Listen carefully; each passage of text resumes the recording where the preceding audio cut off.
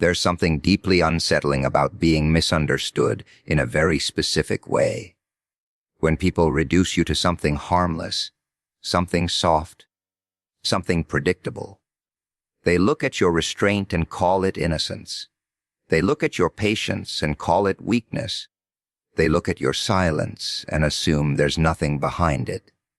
And so they give you a label that feels almost flattering on the surface, but is, in fact, a profound miscalculation.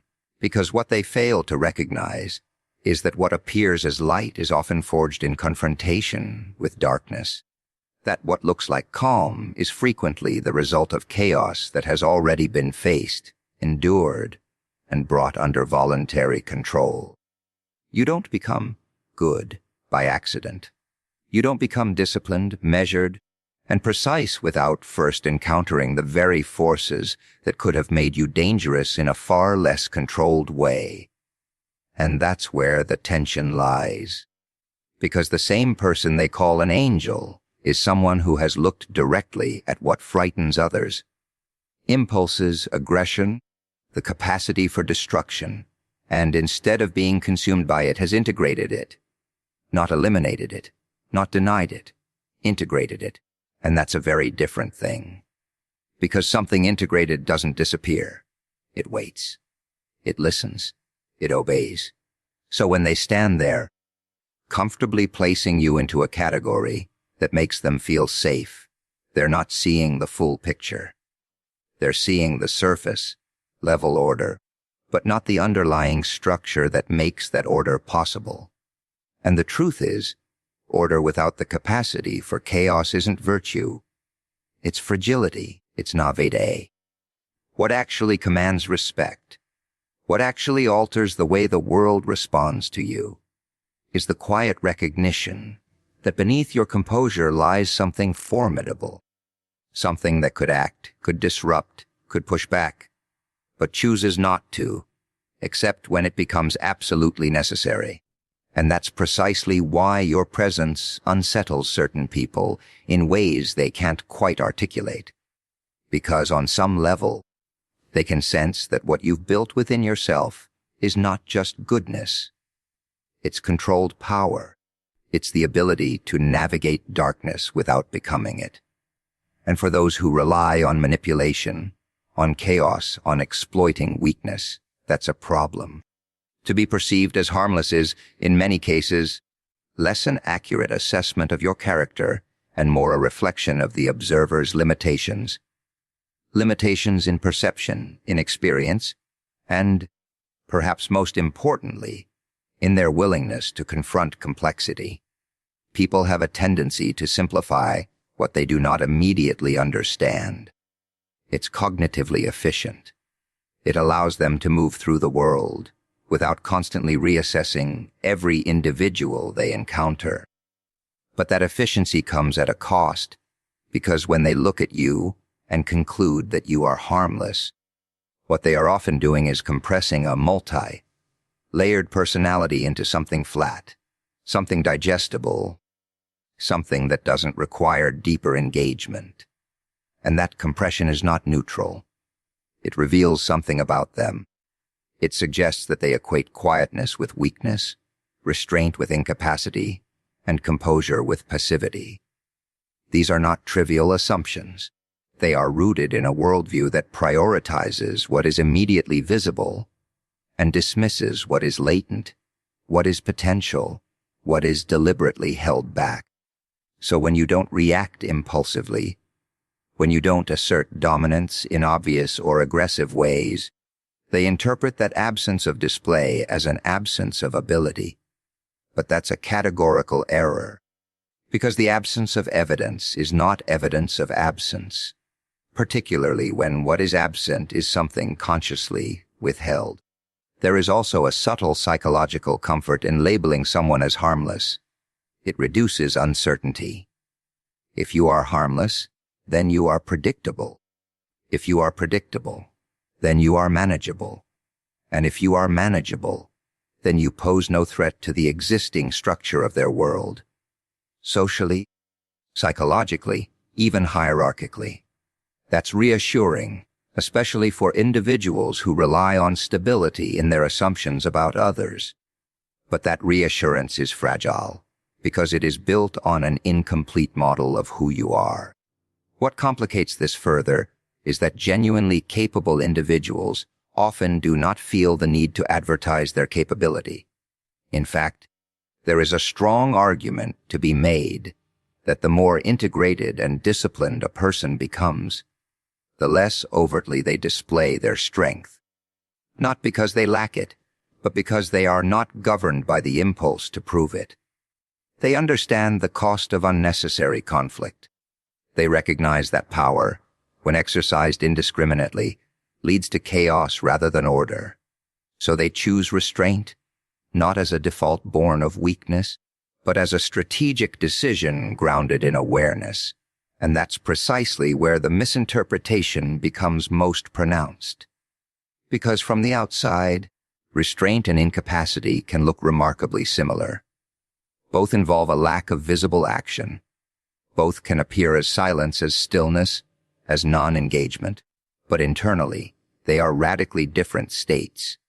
Incapacity is characterized by an absence of options.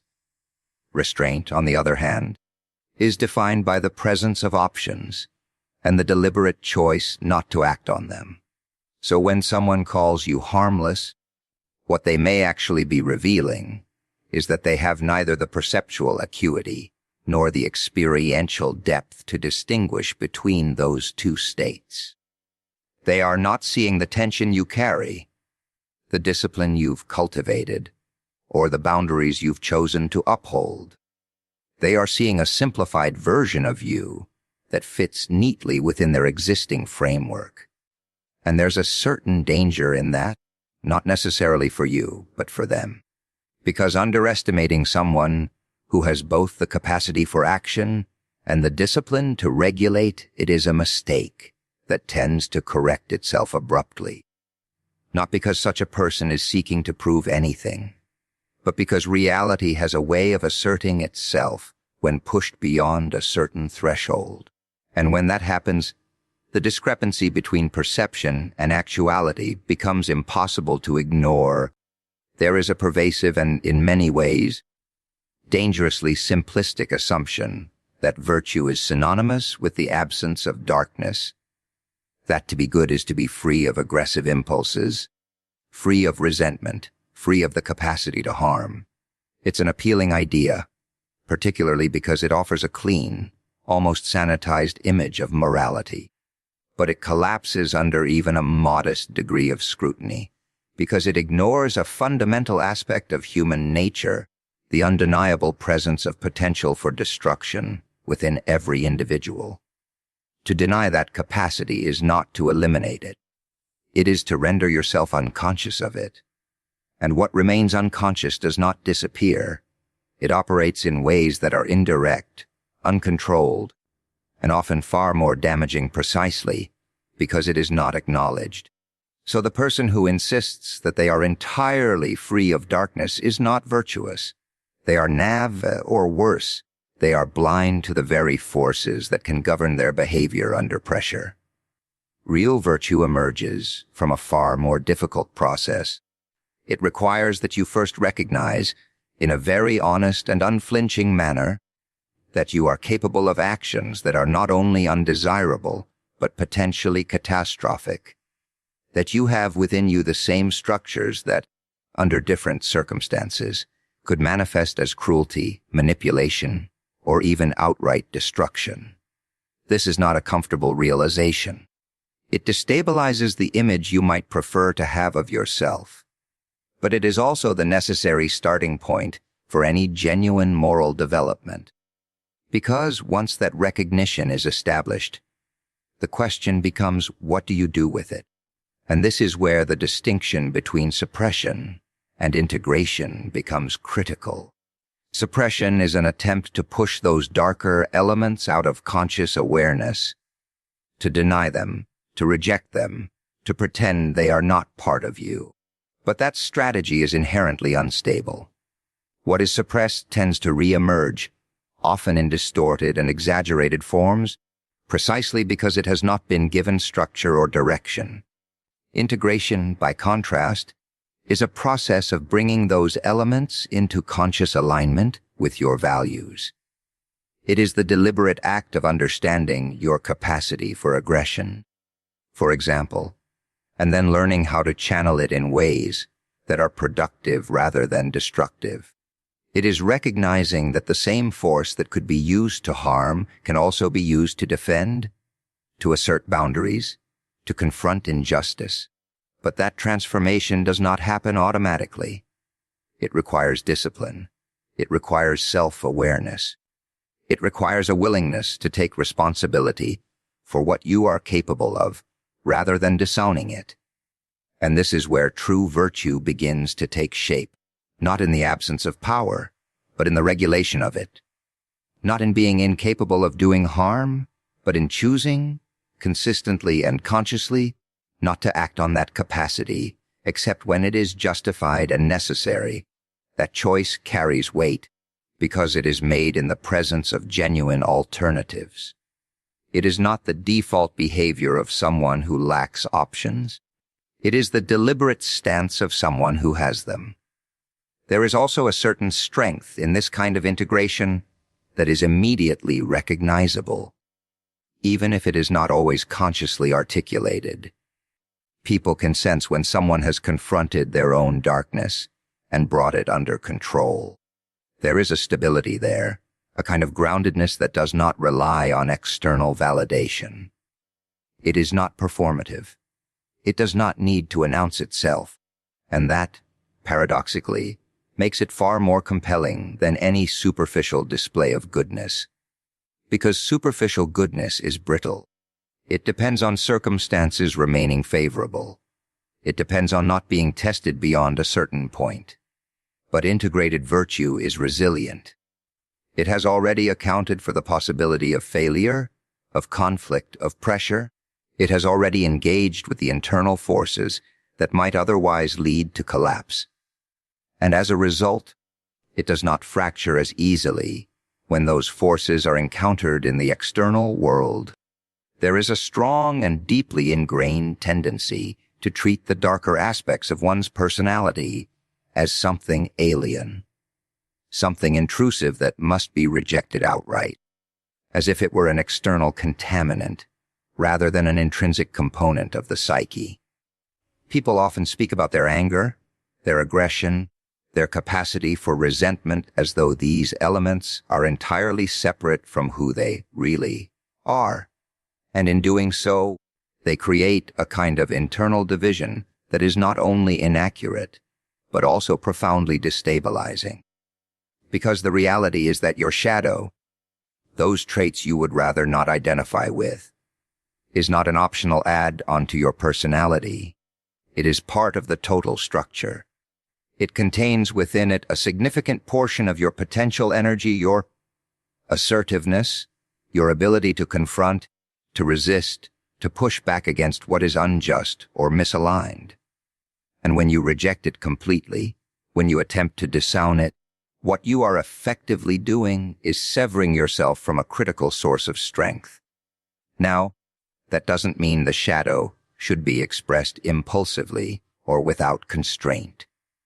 That's precisely the mistake that leads to destructive behavior.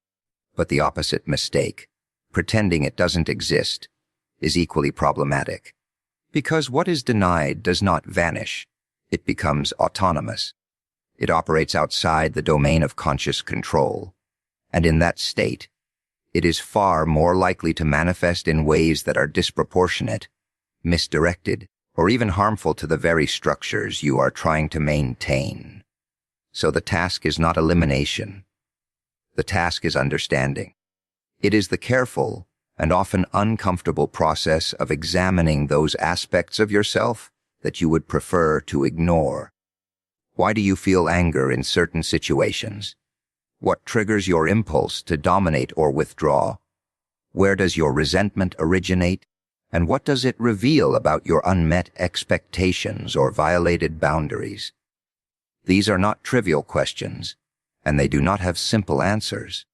But engaging with them is what allows you to begin transforming raw, unrefined impulses into something structured and usable. Because within that shadow lies the capacity for decisive action. It is the part of you that refuses to tolerate being treated unfairly. It is the source of the energy required to set boundaries, to say no when necessary, to confront rather than avoid. Without access to that energy, you become overly compliant, excessively agreeable, and ultimately vulnerable to exploitation. You may appear virtuous on the surface, but that virtue is hollow if it is maintained at the cost of your ability to protect yourself and assert your position in the world. And this is where discipline enters the equation. Because integrating the shadow is not about giving it free rein. It is about subjecting it to a higher order of organization. It is about taking that raw potential and aligning it with your values, your goals, your long-term orientation. That requires a level of self-regulation that is neither automatic nor easy. It demands that you remain aware of your impulses without being governed by them, that you acknowledge their presence without allowing them to dictate your behavior. There is also a certain paradox in this process. The more familiar you become with your capacity for darkness, the less likely you are to be controlled by it. Not because it disappears, but because it is no longer unknown. It no longer operates in the shadows, so to speak. It becomes something you can anticipate, something you can prepare for, something you can direct. And in that state, it shifts from being a liability to being an asset. This transformation does not make you dangerous in the chaotic sense. It makes you formidable in a controlled and deliberate way. It means that when a situation calls for strength, for confrontation, for resistance, you are not left scrambling to access resources you have never developed. They are already there, integrated into your behavioral repertoire, ready to be deployed with precision rather than impulse. And that's a fundamentally different mode of being from the one that relies on avoidance and denial. It is grounded in the recognition that strength is not the absence of darker tendencies, but the ability to harness them without being overwhelmed by them. It is the capacity to stand firmly in situations that would otherwise provoke either collapse or uncontrolled reaction, and to respond in a way that is both effective and aligned with who you have chosen to become. Human beings are, to a remarkable degree, oriented toward predictability. It's not merely a preference. It's a psychological necessity. Predictability allows for the construction of stable expectations, and those expectations form the basis upon which we navigate social reality. When you can anticipate how someone will respond, how they will behave under pressure, how they will interpret events, you can position yourself accordingly. You can negotiate, cooperate, even compete without constantly recalibrating your understanding of the situation. But when that predictability is disrupted, something far more primitive begins to emerge. Because what people find unsettling is not simply power or even aggression. It is the inability to map someone accurately. And that's precisely what happens when calm is paired with capability.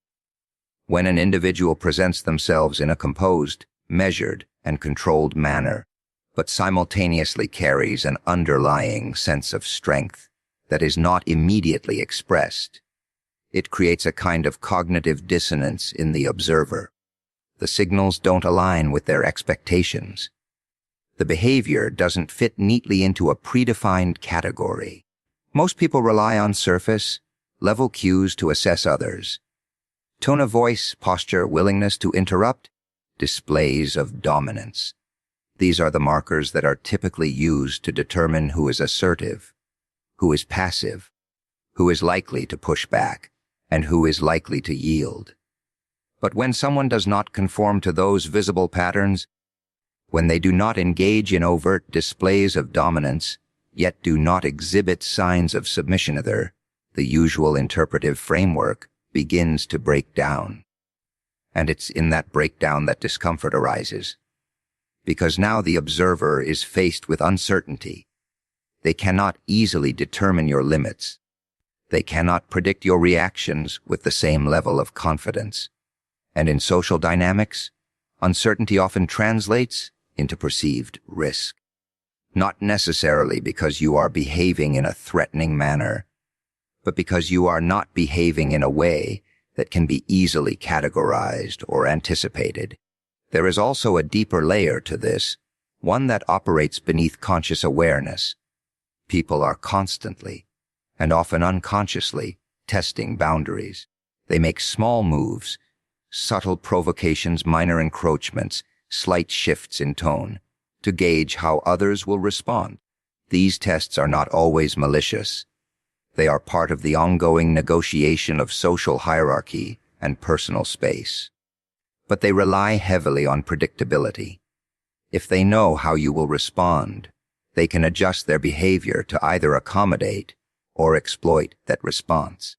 However, when your demeanor remains calm, but your responses are measured and precise rather than automatic, those tests yield ambiguous results. Sometimes you allow, sometimes you resist, but always in a way that appears deliberate rather than reactive.